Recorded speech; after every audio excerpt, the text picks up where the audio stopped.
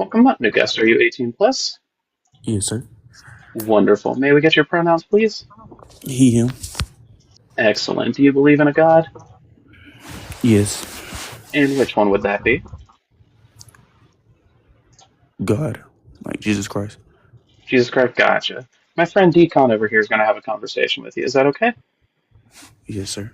Wonderful.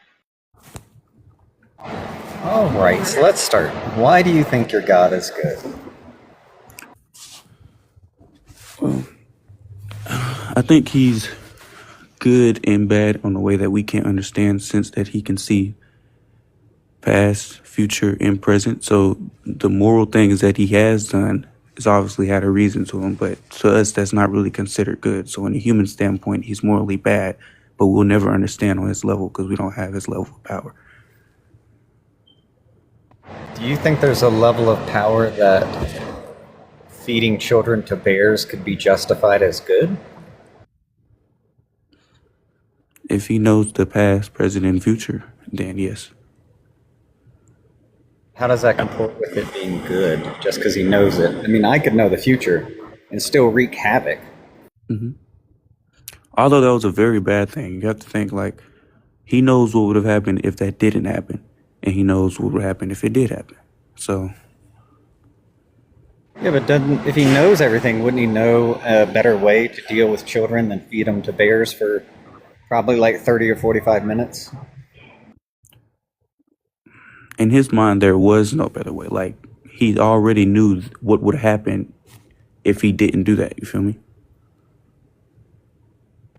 Yeah, but I mean, if he's the all-powerful God, couldn't he, like, I mean, anything, at least take the kid's feet off so that, the kid can't walk around and do shit, but they can at least stay alive and not. I mean, like, have you ever seen the movie Revenant with Leo DiCaprio? I mean, he was being chewed on for like 20 minutes of the movie. Imagine that happening 42 times. I mean, No. God was good at striking people unalive. He couldn't just, flip a switch and unalive them real quick. Now, can I ask, did whoever feed those children of bears, did God say it directly, or did the Bible say that? Like, did it come out of his voice? Well, what happened was Elijah was going to Bethel, and on the way, some kids came out and started calling him bald. They called him bald head, bald head. Elijah said, "Oh God, I need God's wrath. God, I need you to strike him down." And then God sent two bears out from the woods, two female bears, she bears, and the she bears just tore through 42 children. Okay. Do you mind? Do I do some further research on that? Like, I'm just gonna switch tabs right quick. It's 2 Kings 2, I think 23, 24. All right. Okay. Video. It's a horrible story. I get it. We could go to Deuteronomy. Deuteronomy is a very controversial book because it's got a lot of horrible things in it. A lot of horrible things. And these are all laws given by God. So, for instance, there's a law in Deuteronomy 22, 23 through 24. What this states is that if a man goes and gets a woman and they go lay together, whether it be forced or not, it doesn't say, that she is to be unalived, and the reason it gives that she is to be unalived is because she didn't scream out. Now, this could be, if she was willing, then they wouldn't have mentioned that part, but they also added that part. And what that part says is, if a woman is being raped, and her mouth is covered, she's got a sword to her head, she's being overpowered, what have you, she can't scream out. She is also falling under that law that she needs to be stoned. Now, with God being all-powerful and all-knowing, he should have known that maybe that little caveat probably shouldn't have been in there. That great victims can't call out shouldn't be unalived. But yet he put it in there anyways. I don't think that's a good law. You think that's a good law? No, I think he was very serious about his judgment, especially in the First Testament, which I just looked up about the bears. They were mocking his prophet, so he did that harsh stuff. Well, true. They were mocking his prophet. But can you imagine, like, you're hanging out you're back in middle school, you're maybe even in elementary school, you're hanging out in the play yard, and this bald guy comes by, and you're like, bald guy, bald guy. And then suddenly he's like, you know what? F you kids. And two bears come out of the woods and just eat the hell out of all of y'all. I don't think that's a very good. But to I be mean, maybe fair, the teacher could have come up with a paddle, or you could have been detention, anything. But no, God fed you to bears, and that shit doesn't end quickly. That's like, you gotta go watch the movie Revenant. It's a really good movie. But he's eating up on Leo for like 20 straight minutes. Imagine that happening with 42 kids. Like, where the hell did the kids? The kids are running. Those bears are chasing them for like 45 minutes. I mean, to be fair, that is why Jesus died on the cross. So that his punishments won't be that harsh because we can just ask for forgiveness. Well, I mean, if you pay attention to Revelations, punishment's going to get a hell of a lot worse than getting eaten by bears. I mean, I don't really. You talking about when we die? No, in the Revelations where he unalives all the good Christians, or not really Christians, it's the tribes of Israel, up to heaven. The rest of us, he's just going to unleash demons and shit all over us.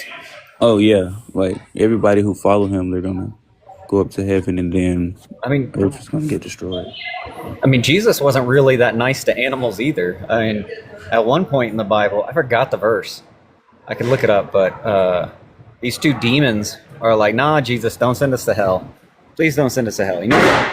And instead of sending them to hell, Jesus put them in pigs, and those demons like drowned 2,000 pigs. Like, so instead of sending them to hell, Jesus was like, "Nah, go in the pigs. I don't care that you unalive 2,000 of them." So He knows a demon. Well, it says in the Bible that they're demons. It says that he's talking with these two demons. They don't want to go to hell. They ask for something else. Jesus puts them in some pigs, and they like torture and drown 2,000 pigs. That's Jesus. His morals and our morals are too different. Maybe a good moral to him is different from ours because he just knows more. Okay, what about We slavery? can't really compare him to us. Jesus condoned slavery. Ephesians 6:5, he said, slaves, obey your masters and love them just as you love me.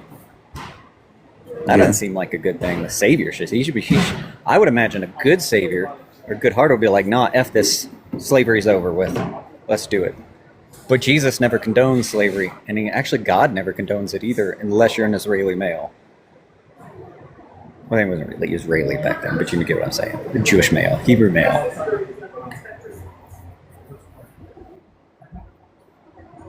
So I don't say think he a good didn't God should. say it was good or bad, but he also did try to abolish it. Jesus didn't abolish it. Jesus said, "Slaves, y'all need to obey." And then later he says, "Obey the laws of the land," which if you were in Rome, slaves should obey their masters. So he quite repeatedly endorsed slavery.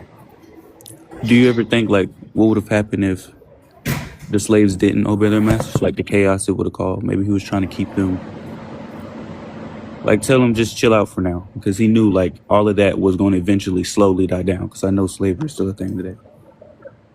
Yeah, but it didn't really die down. It actually kind of got worse. I mean, if you look at the Atlantic slave trade, millions of Africans were brought here against their will. They were beaten, tortured, raped, murdered. Their families ripped apart. I mean, they were just horrific. Well, all that has to happen. So, what is the reason that people need to be beaten and raped and their families split up? There isn't a reason that I can know. It's a reason that he knows that eventually that we'll see in the future. Or it can be something that happens in your life that's small. Have you considered it maybe because God is more of a sadist than he is good? Can you elaborate, say this? A sadist is somebody who enjoys the suffering of other people. They enjoy pain being inflicted on others. You know, I wouldn't say he enjoys it, but I'd rather he see it happen so that you can understand it and like actually feel it.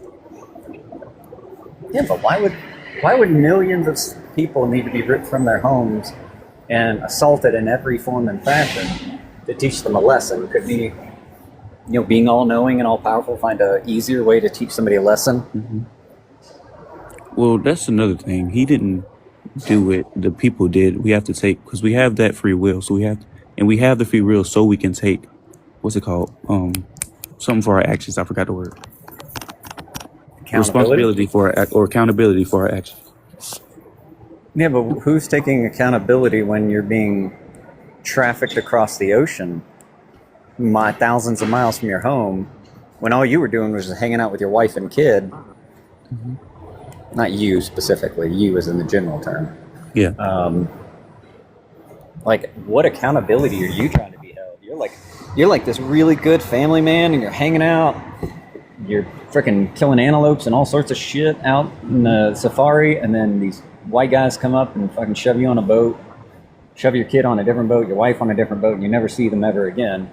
Meanwhile, you're forced for labor to pick, whatever vegetables or cotton or whatever it is, cutting your hands up all day, while this guy threatens your life on a daily basis.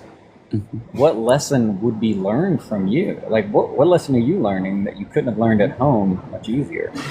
Well, this is another good point. So, after he wiped the earth, which I believe was before that, when we got another chance, was Adam and Eve, he said he wasn't going to do that anymore. So he's very merciful. So when someone is going through something that bad as a Christian, your job is to keep faith in God, keep praying, and then he has something for you after that. Like, your life will be straight. So I know they have to go through all that harsh stuff, but it's for a reason. It's just your job is to keep your faith. Well, what do you think could possibly be the reason to enslave millions of people rather than just, be like, hey, here's a lesson, let's learn it. Y'all can still stay at home and be married to your families. Why would he split families up like that? He didn't do it. The people that did it did. True, but he just allowed it to happen. Yeah, but if you're all powerful and you don't do... See, I think one of the worst things that people can do is commit to indifference. And indifference is when you sit by and you just watch suffering happen and you do nothing to stop it. That would take away our free will if we didn't. Well, God is good at taking away free will. I mean, look at Jonah. Jonah didn't want to do what he wanted to do, so God threw a storm and then had him swallowed by a fish for a while, and then Moses wanted to stop doing what he's doing. He didn't let that happen. Samson wanted to do what he was doing. God sent Delilah, cut his hair.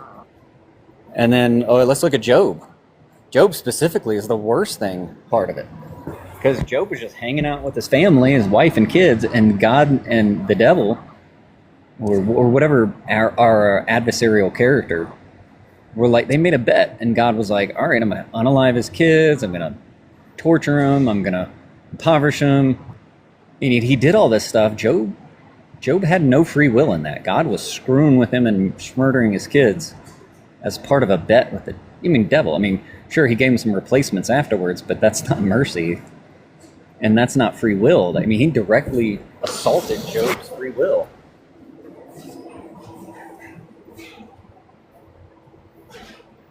Or if you want to go to a different standpoint, the Pharaoh. At one point, Pharaoh was going to give up. He called Aaron and Moses, and he said, I surrender. I'm letting all your slaves go free. This is all good. And then he went and prayed to God, and he said, God, look, my bad. I'm sorry I did this. You can take them. And then God, instead of accepting the surrender, God removed his free will by hardening his heart again, and then God went and unalived a bunch of babies, removing their free will. Mm-hmm. Free will isn't even mentioned in the Bible anywhere at all. Free will was not invented, wasn't a thing until Christians later came up with it. And they came up with free will to explain why there's so much suffering in the world. Because you could say, God, my wife was, unalived, all my animals were drowned, my kids got sick, and then Christians came up with this excuse called free will to say, oh, don't worry, it's just free will. You gotta love you afterwards. And that's kind of where free will came from. It was an excuse to justify suffering and bad things happening to good people. So, free will actually is never mentioned in the Bible. I believe there's something, if you want to get really technical with it, I think it's something called free choice. Free choice is the ability to choose from a list of options, which is what we have. But free will is defined as the ability to act without constraint or necessity of fate. Okay, God really doesn't do the whole... God encourages necessity of fate. Whether it's you're going to go to hell if you don't do what I say, you're going to drown if you don't do what I say, I'm going to burn you and take your whole family if you don't do what I say. That's not really free will. That's more of free choice. Thank you. Like, I just learned something from you. How will you start using free choice instead of free will? Yes. Good. And if anybody tries to argue with you on free will in the Bible, there's a lot of instances where it mentions something like free choice. Yeah, it says free. It says choice better than more than will. It never says will at all, actually. And the contention I have because you brought up the flood and then you said God is merciless or merciful. Merciful, My yeah. bad. You said merciful. Mm-hmm. The flood, well, according to the Book of Enoch, the Nephilim came down. They started mating with women. It's a little hard to hear you right now. Oh, sorry. Anyway, so that's better. So according to the Book of Enoch, which is not canon, which is where people get the information of the Nephilim coming down and getting with human women, the human women actually gave birth to 4,000 foot tall men. Mm-hmm. The fuck? So anyway, so that's the whole reason God's like, nah, I'm flooding everything. And what they don't take is not everybody was screwing around with angels. There had been people who weren't. So that means there were innocent people. Imagine all the pregnant women, all the fetuses that were unalived and drowned, all the babies that were unalived and drowned. Not to mention, you're talking at least tens of millions, if not billion upon billions of animals being drowned. Now, God could have sent a plague that just wipes out humanity, and that would have been done. But no, he unalived billions of animals in a horrific way. Mm-hmm. Like drowning billions of animals. That sounds like a really merciless thing. Like, there's got to be a better way. Why not just, like, snap fingers and explode all the people doing the evil stuff, which is bad in itself, don't get me wrong, but... He became merciful after the flood. Like he said, after the flood, that was his last time wiping out humanity. And he did it because it was widespread wickedness throughout the whole world. So it's like his creation was going downhill, so he had to restart his creation. Which, of course, this sounds bad to us, but it's his creation. Well, why did he have to why did he let the Nephilim come down in the first place? He could have stopped the Nephilim. They're just his subordinate little pet angels. Like I said, he knows the very beginning to the very end of history. So, like, everything he does, we just have to trust him. Even if you're going through that. Like, if I go through something, I'm going to at least try to pray. And if I do lose faith, I'm always going to have that feeling that I need to shake back a little bit. Because this is a good coping mechanism, knowing that something above you is going to help you get through this rather than just going through it by yourself. Because people don't care at all, so somebody will. Well, how do you know he's going to help you get through anything? God repeatedly commits indifference on so many horrible scales. I mean, look at the H-Dots. God didn't do it, but he allowed it. I mean, he could have stopped the H-Dots. He could have been like, all right, here's baby Hitler. Let's get him into art school. Mm-hmm. Or, hey, let's stop the Treaty of Versailles and let's not make Germany pay for everybody's war debts. Mm-hmm. And then you wouldn't have had this impoverished situation. So you could have circumvented this. Like, you and I can think of so many friggin' amazing ways to circumvent some of the shit in the Bible. Mm-hmm. And we're just people. Imagine what an all-powerful God who knows everything everywhere at all time could do. Mm-hmm. I mean, like Lot and his wife. Like, Lot was... Did you know Lot was going to give his daughters up? No, I did not.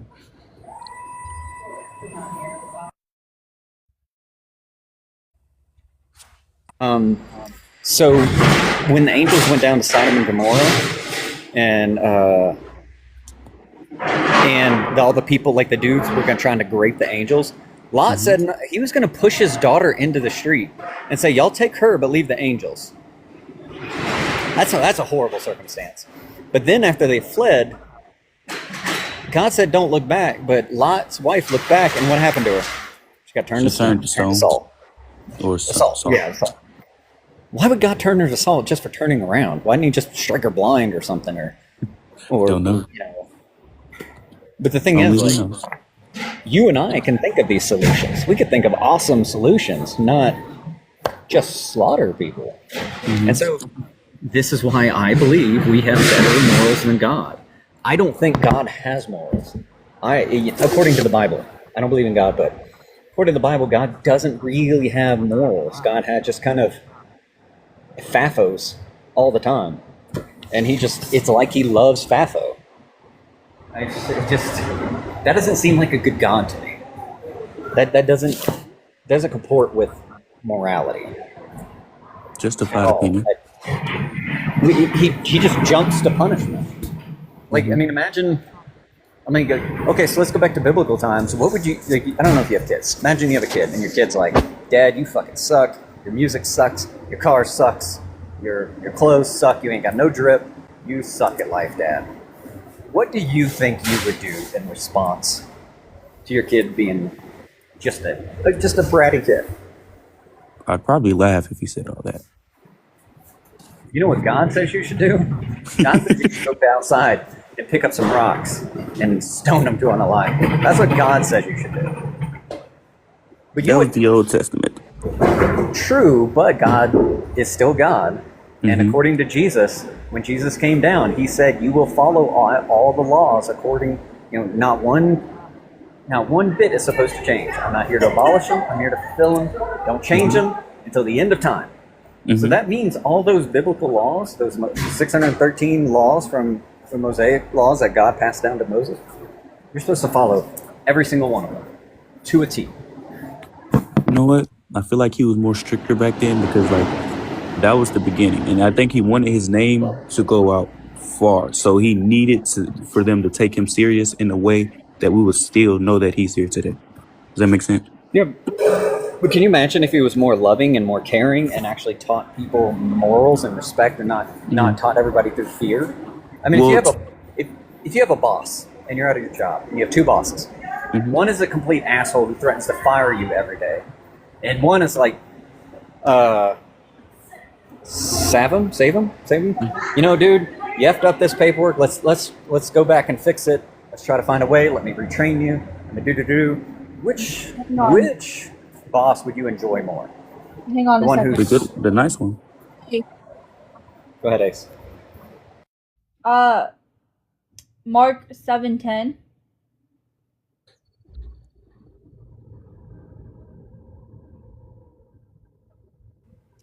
For Moses said, "Honor your father and your mother, and whoever speaks evil of father or mother must surely unalive."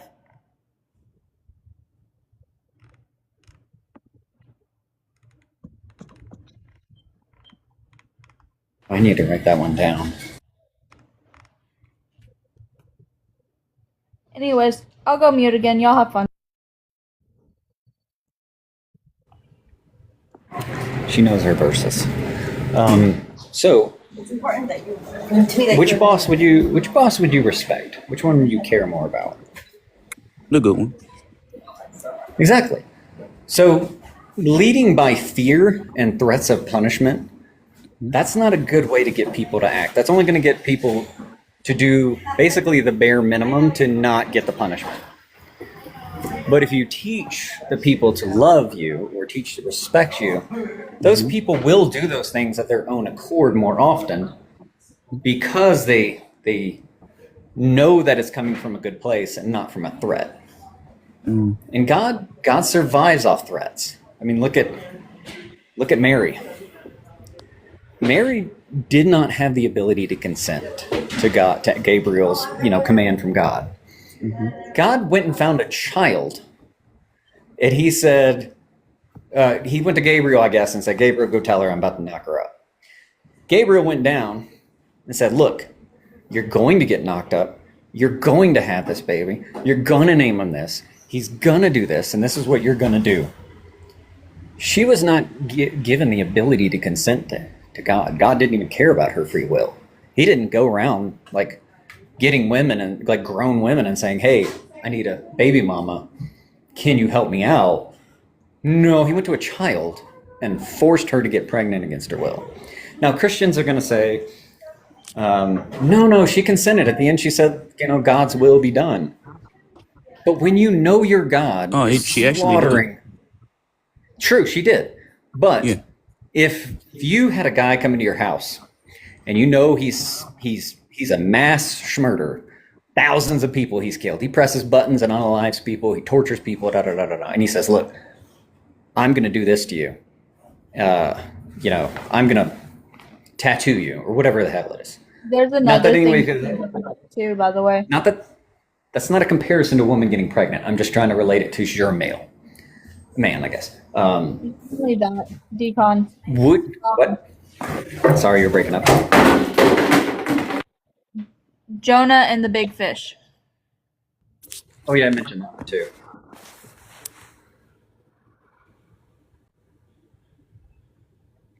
Okay, so the Bible didn't completely state it was because she was scared of God's wrath, so I couldn't really say for her. I don't speak for nobody. Well, there's two things why you can't consider it consent.